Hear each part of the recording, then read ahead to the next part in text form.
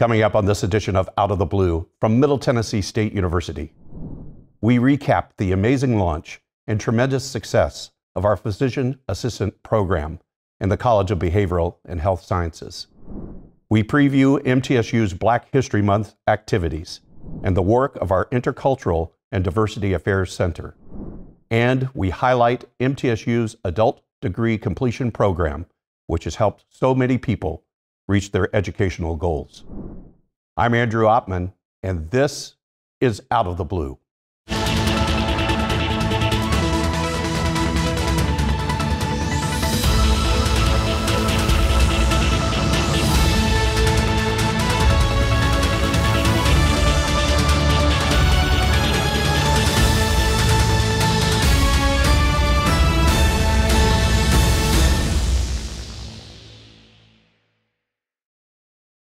Welcome to Out of the Blue. I'm Andrew Oppmann. Few academic ventures in the history of our university have had a more successful launch than our physician assistant program in the College of Behavioral and Health Sciences. Here to tell us about the overwhelming popularity of this program is its director, Dr. Marie Patterson. Dr. Patterson, welcome back to the program. Thank you. We're bringing you back to really celebrate your success.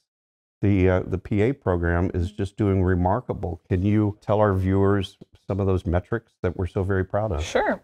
Well, and I like to say it's not just me, it's a team effort, and definitely the university should be very proud of this program as well, because there's been a lot of hard work that went into creating this program. But a couple of things that we're definitely proud of is the fact that we had an on-time start date. You know, the university, years before we started, had to select a start date and turn it into our accrediting body. And of course, we could not predict that COVID was going to happen right before we started. So we could have been pushed back on a start date, but we actually never slowed down. So we were able to achieve on-time start date by a lot of hard work that happened even during the shutdown. So we also had asked for a number of 30 spots.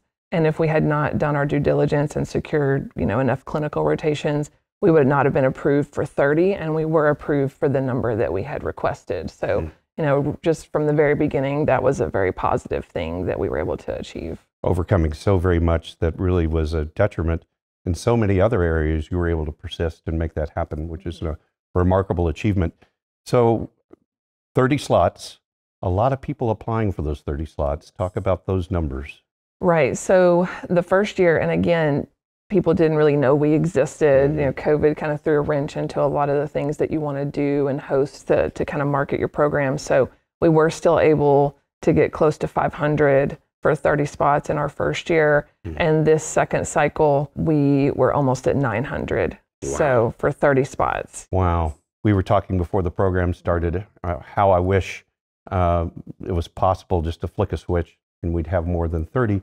But the reason why that's a challenge is because of the quality and the rigor of the program. Explain what those rotations mean. Right. So the second part of our curriculum is what we call the clinical year, and that our accrediting body requires 7 rotations, and then we do allow for an elective. So there is some selection process by our students for that one.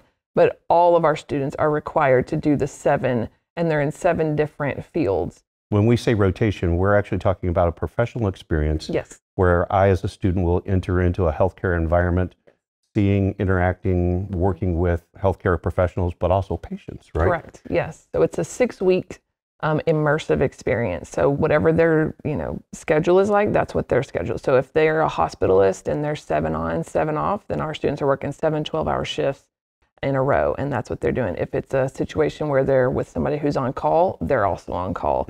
And so they follow whatever full-time schedule the preceptor has for that 6-week experience. And yes, they do have hands-on patient care, they're doing procedures, they're doing the physical exam, all of those things while they're students on these rotations. And that allows the varied rotations, allows them to maybe make some career decisions, right? Yes. This is what I'd like to do. So you've mentioned a few of them, but what are some of those ranges of those experiences? So PAs are trained as generalists. We don't specialize. So a lot of those 7 are chosen to kind of cover all the basis of generalist medicine. So you've got family practice, internal medicine, pediatrics, emergency medicine, surgery, women's health, mental health, And so those are some of the 7 required rotations. And then you do have an elective. So if somebody is starting to get an idea of, I think I would like to be in this specialty, or maybe I would like another family practice rotation to see if that's where I want to be, then they get some choice in the elective.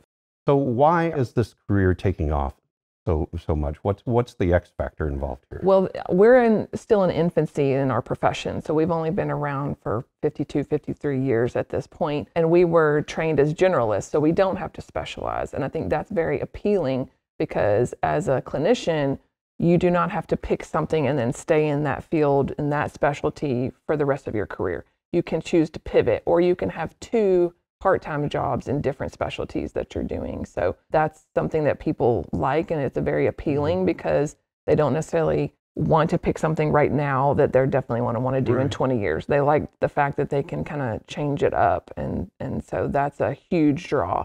And then just work-life balance. You know, I'm somebody who has 8 kids myself and chose the PA profession specifically for the work-life balance. So you will see a lot of PAs working multiple part-time jobs and still making a very comfortable salary, or 5 or 6 PRN jobs where they're given each one a couple of days a month. So that flexibility where you can kind of own your own schedule is a huge selling point to the profession. What are the things that you look for as someone that has to go through all of these applications? What's the thing that you admire and gets you? It's a very difficult process, and every school is different. We kind of value the fact that we have a holistic process built in. So it is not strictly GPA focused, or a lot of schools require the GRE. We do not. We take a holistic approach. So if for every applicant that meets our minimums, and I think this is huge and sets us apart, you are having a faculty member do a complete review of your entire application, which is a lot of time on our part, but we're very dedicated to that process. And so a lot of schools, they have a posted minimum in certain areas, but they're not necessarily reviewing every application that meets all the minimums. We do. And so we're able to have a really diverse class in that regard. So we highly value a lot of different aspects of an application. So there's a lot of time and energy on our part that goes into sifting through almost 900 applications. Incredible. I don't want you to leave without talking about one of the great things about starting a new program is that you get to develop the traditions of that program. And you have a ceremony that was very visually attractive. Can you talk about that? So we are setting up a white coat ceremony between clinical and didactic years, kind of this stepping stone to making it to clinical year, because the didactic phase is very difficult. You're talking about 20 hours of very difficult medical curriculum right out the gate. So they come in the summer and they start with 20 hours. And so you have 4 semesters of didactic work before you do start these clinical rotations, and it is very taxing on them. And so the white coat ceremony is something that's traditionally done in a lot of PA schools and med schools. But they will get a white coat, and that kind of symbolizes that they've made it to the clinical phase. And so they'll get their short white coats at that ceremony. They can bring their families in. Dr. Patterson, thanks for joining us, and congratulations on what a great launch of this program. Thank you. And we'll be right back. I am True Blue. As a member of this diverse community, I am a valuable contributor to its progress and success. I am engaged in the life of this community. I'm a recipient and a giver. I am a listener and a speaker. I am honest in word and deed. I'm committed to reason, not violence. I am a learner. Now and forever. I am a Blue Raider. I am a Blue Raider. I am a Blue Raider.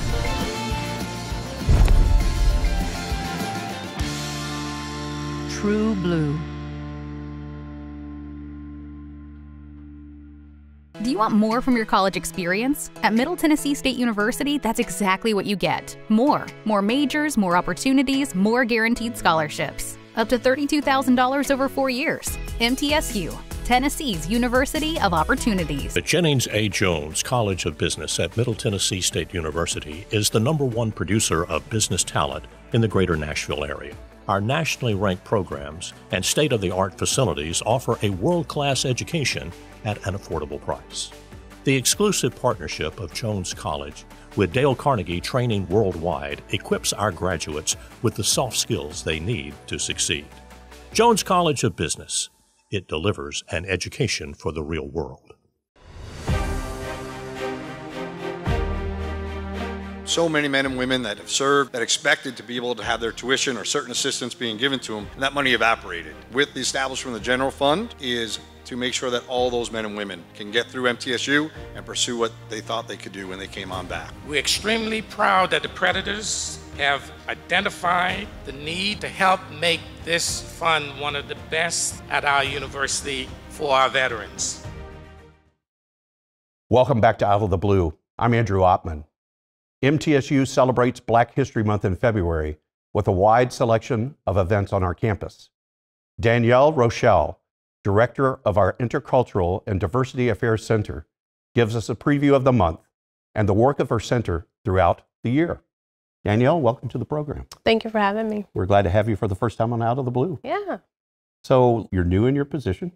So let's talk for a minute about exactly, if I'm a brand new student, brand new parent of a student, what is Intercultural and Diversity Affairs? What do you offer? What are the services you provide? What are the activities you host? So I think the easiest thing for me to explain for Intercultural and Diversity Affairs is our space. A lot of students don't really know why our space is there, how they can use it, and who it's for. And so what I always tell students when they come in is that the space is for them. We're going to talk about Black History Month in just a second, but you offer events throughout the year, right? What are some of those events you do offer? So typically in the fall semester, we offer our Rep Your Roots talent show. We have our Hispanic Culture Night. A lot of those events that we've had in the past, I'm also planning to expand. And so I'm always looking to work with other student organizations and other departments on campus to make our events bigger and better, or to add on to what we're already doing. Which is great. Two very popular events. Black History Month, this is the month of February we're in right now, and you're already off and running. But let's begin with the place to find them all. Where do I go on the web to find out what's scheduled? Online, you can go to mtsu.edu/AAHM for African American History Month. There's a list of our events. There's so many events. We could spend the whole program, all 30 minutes, on everything you're planning. But there are certain things that are tradition at MTSU, and always the annual Unity Luncheon is one of those, 27th year. Can you talk a little bit about that? Yes. So this month we are hosting our 27th annual Unity Luncheon, my very first Unity Luncheon that I'm planning. I've been a part of the Black History Month committee for several years, but this is the first time that I'm in that lead role. So we're gonna have J.B. Smiley Jr. He is a Memphis City Councilman as well as an attorney from Memphis, Tennessee, and he's gonna be speaking during the luncheon, and we're going to honor our unsung community heroes as well as an unsung staff.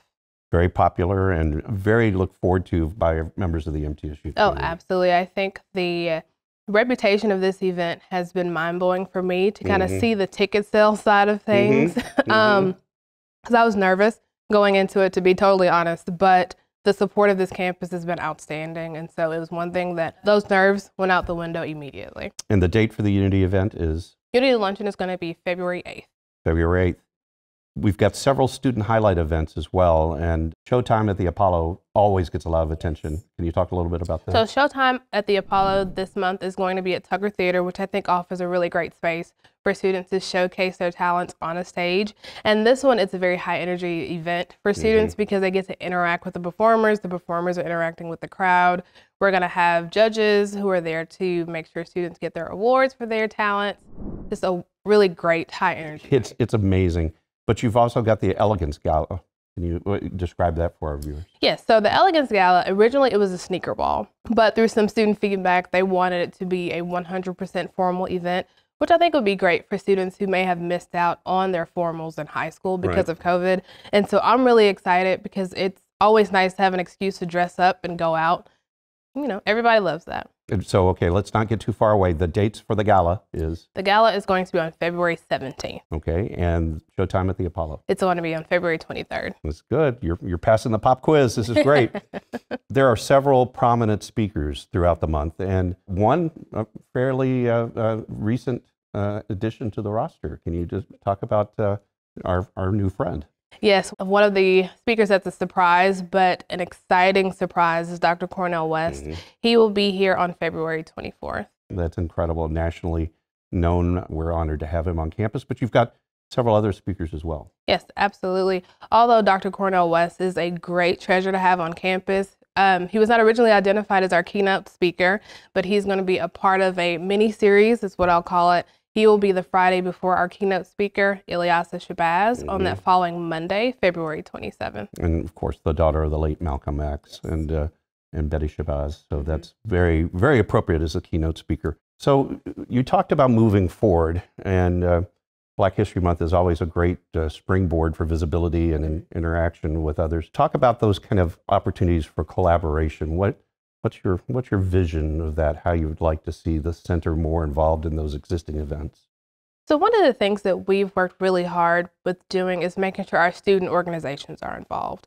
Because although I trust my instincts, I don't always know what younger students want to see happen on campus. And so one of the student highlight events, the Black Elegance Gala, we're going to have the Black Student Union help out with that event as well to make sure that they're pulling in those student components that they want to see happen, as well as panel discussions that they came up with entirely on their own. Good. We also have some additional music events that student organizations have approached us about, career fair events. So there's a wide range of things that students have approached me and my program assistants about that they want to see happen on campus. Wonderful. So how do I find out more about the center? Where do I go online? So online you can go to mtsu.edu/IDA. IDA. And for Black History Month specifically? Absolutely. It is mtsu.edu/AAHM, so African American History Month. Fantastic. Danielle, congratulations. Thank you. Big job on our campus, an important part of the student union and part of the campus that you're overseeing. And I appreciate all these wonderful events coming up in the month of February. Absolutely. Thank you, Andrew. And we'll be right back.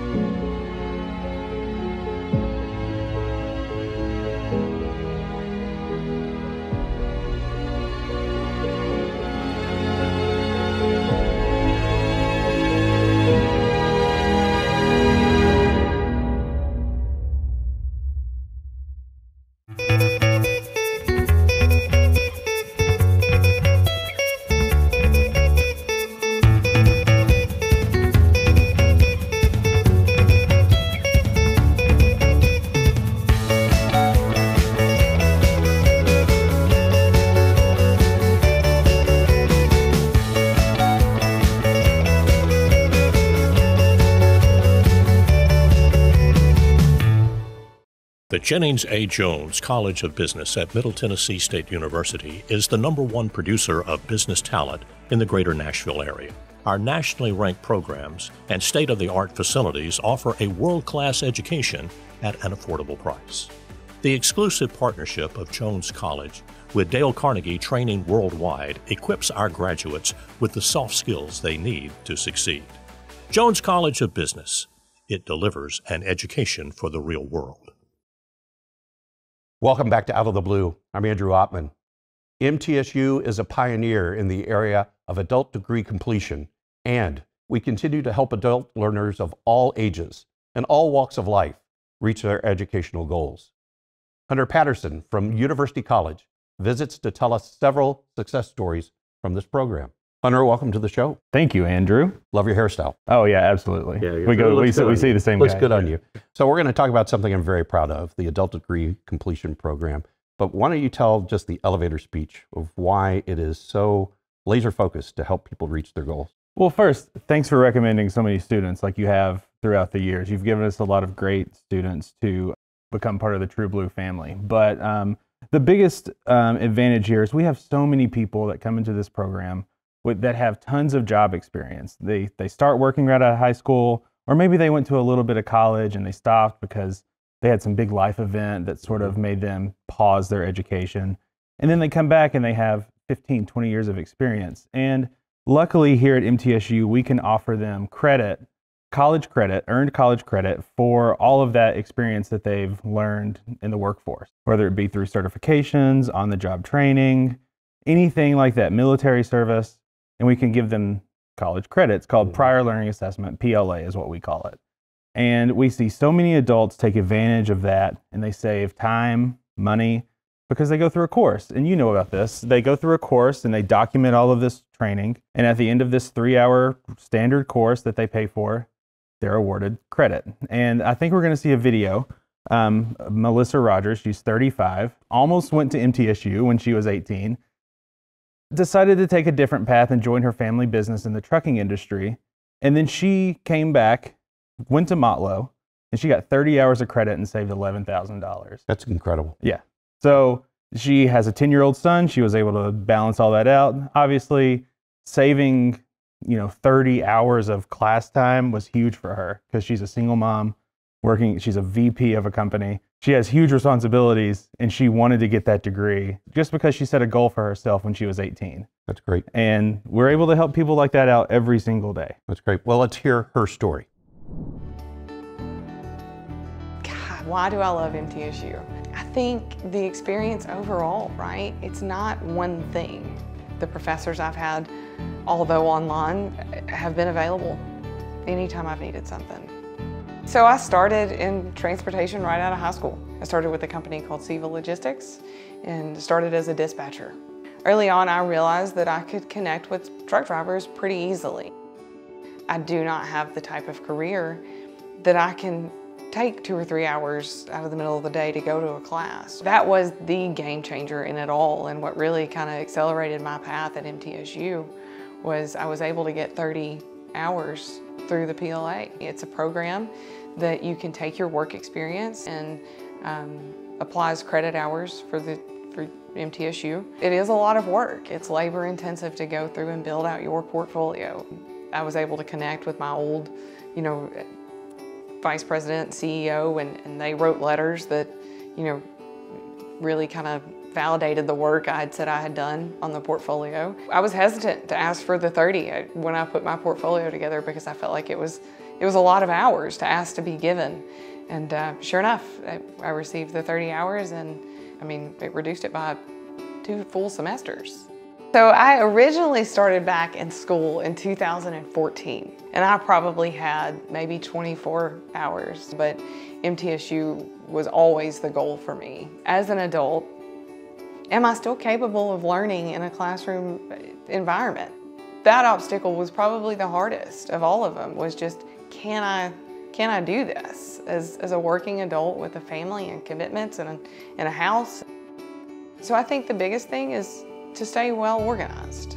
You can't let it go any one day, right? You don't have to think about all 120 hours today. It's truly one step at a time. We can do more than we think we can. For my son to see me finish this and see this through has been a big win. And I hear these people talk, and they'll talk about how their kids were super supportive when they went back to school. That was not my experience. He complained a lot.